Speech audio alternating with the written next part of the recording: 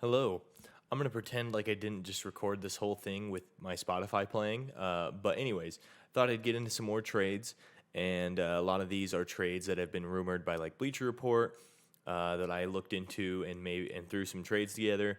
And then other ones are guys that I think should be moved or teams think should be looking to make a move. But anyways, if you like this type of content, please hit the like and subscribe button. That helps a lot. And we'll get right into it. So the first one is Cam Reddish and Emmanuel Quickly. They've been rumored to be traded from the Knicks, and the Bucks are someone that I've actually reached out about Cam Reddish. The Bucks are also looking to move Grayson Allen, so it just so happens that those salaries fit. And then the Lakers I have thrown in here as well to try to get to poach off a shooter. So I have the Bucks hitting Cam Reddish and Emmanuel Quickly. I think Cam Reddish is underrated as can be as a defender, and his shooting hasn't been great, but I think that there's still some ceiling there to be gained. And Quickly, I think, is kind of just their backup plan for George Hill when he has his like 90th birthday this year. And I think that he would just kind of fit around their like high-paced offense where they're wanting to run gun. Then as for the Knicks, I think the Knicks' biggest problem right now is that they don't have like a real rotation. It's weird. Like one game, Quentin Grimes is playing. He has a good game. Next game, he's kind of bad, and so they don't play him the next game. And then Cam Reddish plays. He has a good game, and then the next game he's bad. So on and so forth. I think getting Grayson Allen, and then they're also getting Patrick Beverley and Kendrick Nunn. I think these guys would solidify their rotation a good bit, and kind of give them a more solid lineup to kind of try to build some chemistry around and maybe push for a playoff spot, because we all know the Knicks only care about making the playoffs, and they'll suck forever if they don't. And then for the Lakers, they're getting Evan Fournier, and I think that for the Lakers, getting this guy that's on a longer-term deal is actually beneficial, since the Lakers' salaries right now are all over the map, where they've got basically LeBron and Anthony Davis signed long-term and almost no one else. So getting a guy that could maybe revitalize his career in LA as a shooter would be pretty beneficial, especially since he hasn't been great this season. It would be a pretty big risk, but in this case, they're only sending off players that they don't really care too much about and a second-round pick. Again, this video picks are going to be included if they're super obvious, or just completely not included, because like after the Rudy Gobert trade, I think that the value of picks being thrown in a deal is completely off the map, and no one can gauge how many are necessary for a deal at this point. All right, the next one, we're back to Bojan Bogdanovic trades. So the Mavericks have actually reached out about Nerlens Noel, so I thought, why not throw Bojan in there with Nerlens Noel for Davis Bertans, Dwight Powell, and Josh Green. Josh Green has actually been quite solid this year. Like, he's been shooting the ball really well. He's been attacking off the dribble way better and more confidently this year. He's just looked like a completely different player. But I think for the Mavericks, it'd be a good time to maybe sell high on him while they can and get some more like solid rotation guys. Dwight Powell, I've got nothing against Dwight Powell. I think he fits the team well for the Mavericks, but getting Nerlens Noel that can be that like guy that they wanted JaVale McGee to be, I think would be beneficial for them, having him actually solidify that center spot a little bit more. But I do think that their current center rotation is a little interesting, especially with they've got a lot of these guys that are kind of like more like fours that are playing the five, which I think is fine, but at a certain point they kind of get eaten up in the paint a little bit, and they haven't like convinced themselves of starting Christian Wood yet. And so I think this would make their starting lineup better, and then give Christian Wood maybe a more defined role off the bench, where he can be kind of like that first guy off more often than not, and kind of take over some more reins on offense. Again, I just said that I don't want to include picks here, and then I did. But I think that's mostly because the Pistons really aren't getting a whole lot here. They're getting a young player that's kind of okay. That's not like some world-beating young player, but he's been better. And then they're taking on a deal that's almost the exact same as Bojan's, which I think they could maybe move Davis later down the road. And then they're also getting that first round pick, which is just icing on the top for them. Next one. So the Hawks have actually been thinking about trading John Collins. I think that's been a rumor for years now. And then the Wizards have been actually rumored to be shopping Kyle Kuzma, and the Hawks just so happen to be one of those teams looking into him. So I think the real deal here is that Kyle Kuzma is more of a wing that gives more versatility on offense than John Collins, as well as at defense, actually, because Kuzma is just a better, more switchable defender than John Collins. John Collins is more of like a tweener of like a 4-5, and Kuzma is more of like a 4-3 type guy. So I think that would open up more of their like 4-out, 1-in type offense, where like late in the shot clock, if you're passing out to John Collins, he's going to have to shoot it most likely because he's not going to really be beating anybody off the dribble or like creating his own shot, and where Kuzma could. And I think that would be valuable for the Hawks specifically. And then for the Wizards, they're just adding, like, they've kind of got the opposite problem where Porzingis is like the stretch big that is still a rim protector, and adding this like good like cutting big that can still kind of shoot next to him. I think he would fit a little bit better there. And for this deal, I mean, Will Barton's there for salary, but Will Barton's a pretty good defender, ball creator, or shot creator, and ball handler. I think that he would fit pretty well. He's more of insurance in case some of their other guards kind of fall with injuries, which is bound to happen for everybody. But I think the real benefit for the Hawks here is getting this more versatile player in their own system, as well as getting off of this giant contract that John Collins has. And the Wizards, they're just trying to get better and keep guys there long term, which Kuzma's going to be able to. I think he's got a player option this next year. Not too sure, but it's only 2 years regardless. Okay, so with the Pacers for Buddy Hield and Miles Turner, like all those deals have been really centered around like the Lakers, but I think the Nets are the better option here. So with the Nets, they could get Ben Simmons in return for those two players. The Nets would be getting the center that kind of fits their lineup a little bit better than Claxton. I think Claxton is great. Like, no hate on Nick Claxton. He's just young, though, and will make young guy mistakes, but he's like, I think he's leading the league in field goal percentage or something. I mean, he's just dunking the ball a lot, and he's super aggressive, plays with a high motor. That's fine. But getting Miles Turner, who like leads the league in blocks every year, and he can also shoot. He's actually shooting, I think, better this year than he almost ever has. And then also adding Buddy Hield around like Seth Curry, Joe Harris, all these guys that kind of do the same thing, I think is good. Like having another guy that can just shoot the ball really well is beneficial. It's never going to hurt you. The only issue is that he's not a plus defender. Neither are those other two. So things could get a little interesting there. But the Pacers, like, they're getting a guy that they could play at the center spot next to Jalen Smith, who's actually been showing pretty good signs of being a pretty good shooter. And then they've got Tyrese Halliburton, who's shooting the ball pretty well and also creating really well and not really turning the ball over, averaging like 11 assists or something crazy like that. And then the Pacers also have, I can't remember his name, but that guard that just absolutely torched the Warriors. He looked really, really scarily good for how young he is.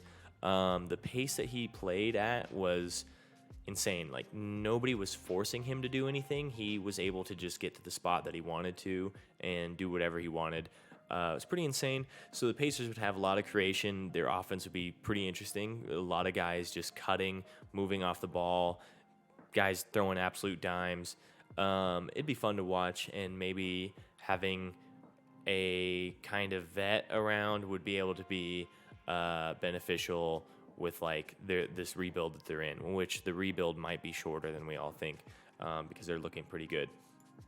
All right, so we're back to Bojan Bogdanovic trades, but this time he's going to the Sixers. So the Sixers getting off Tobias Harris, which they have been rumored to be wanting to trade him since they signed that ginormous deal before. But the Sixers getting Alec Burks and Bojan Bogdanovic, which I think Bojan around Joel Embiid, Maxey, and James Harden would be really good because, I mean, they need spacing, all they can get. And then Alec Burks is another guy that can kind of space and create his own shot. And he'd give them like a real shooting guard instead of Matisse Thybulle, who's been absolute dog water. So, and then for the Pistons, they're getting Davis Bertans, Josh Green, Christian Wood. Kind of the same deal for them. And they're getting Christian Wood back, I guess. But in this case, they would probably also want to get a pick or something from someone who it would be probably the Mavericks, since the Mavericks are getting the best player, which I think Bojan's probably better than him at this point. But the Mavericks are getting this guy that can kind of play that 3-4 spot, which they're kind of like soft at. They've got to get a lot of guys that are like 1s and 2s, a lot of guys that are like 4-ish 5s, but not a lot of guys that can play in that 3 spot other than like Finney Smith.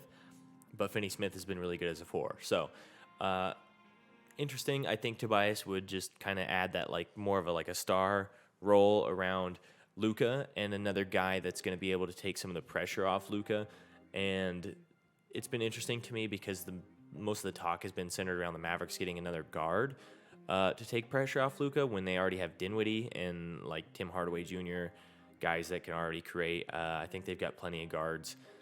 But getting another guy on the wing that can create, I think, would be more valuable to them since they don't have a lot of guys that can do that. All right, so guy that I think should be traded, Terry Rozier.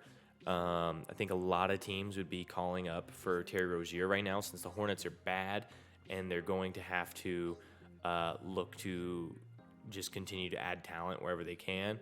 And the Pelicans here would definitely probably send some picks.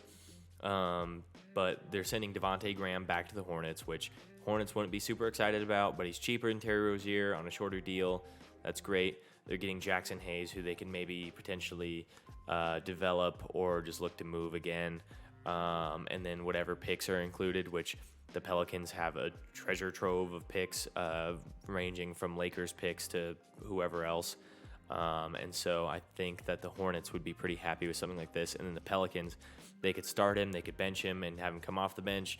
And Terry Rozier is just going to be a bucket for them and just another guy to help raise the ceiling of this Pelicans team who is in the running to make like a late playoff push.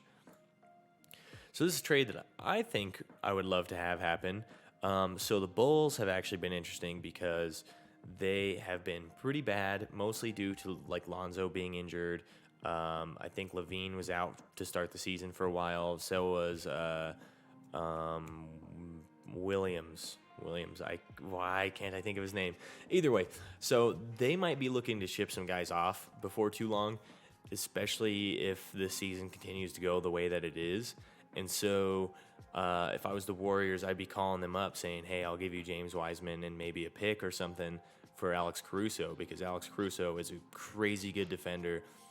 He does all the things that the Warriors like to do as a culture and within their system. Like, he plays hard defense, he passes the ball well, he thinks the game at a super high level, and he shoots the ball pretty well as well. And then the Bulls are getting James Wiseman, who they could look to develop and really fill that center spot since Vooch is on a 1-year deal, and I don't think they're going to want to keep him. So if this was to happen, maybe the Warriors throw in Moses Moody or another pick, something to sweeten it up. But this is definitely the framework that I would like to see for this. All right, so to the Lakers, I have Russell Westbrook, the 2 picks that everyone knows that they can trade and knows that they are willing to maybe trade. This isn't anything new. This is probably something that's been thrown around a lot, but Gordon Hayward, Terry Rozier for the Lakers, creation, shooting, longer-term deals, all things that they kind of want that can help, like LeBron in his twilight of his career, and help them maybe become a playoff team. Okay, so now to the Knicks again. I told you these weren't super organized. It's kind of like the way that my brain put all these together. But Cam Reddish, Manuel quickly to the Magic. Magic looking for more young guys. Cam Reddish definitely fits the bill of a player that they would want. Defensive 3-and-D type of guy. Quickly, I think maybe looking back on this, a third team would need to be involved to take Quickly because the Magic have about 400 point guards on their roster. But regardless, Gary Harris going to the Knicks, I think, fills that same problem, or fixes kind of that same problem that we were talking about earlier, where the Knicks don't have a real rotation. Their shooting guard spot is kind of the one that's like in question right now, from throwing Cam Reddish and Quentin Grimes and some of those guys in that spot and not really getting the success they wanted. But Gary Harris has had a bounce back season so far, shooting the ball pretty well. I think it's at like 41-ish%. And so I think that this would be a swap that both teams would be happy with. Still on the Gary Harris train. Same type of deal.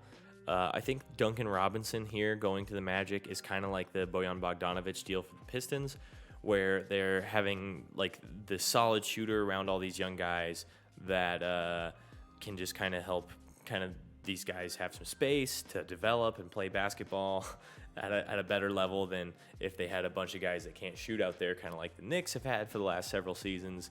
The Heat would probably need to send more picks, and maybe just this one. I just threw that in there just to show you that I think the Heat are getting the better end of the deal here, because Duncan is on a longer deal. But I think both teams would be happy here. The Heat have just not been great, and getting off of Duncan would be their ideal scenario there. Okay, this is my huge trade for the video.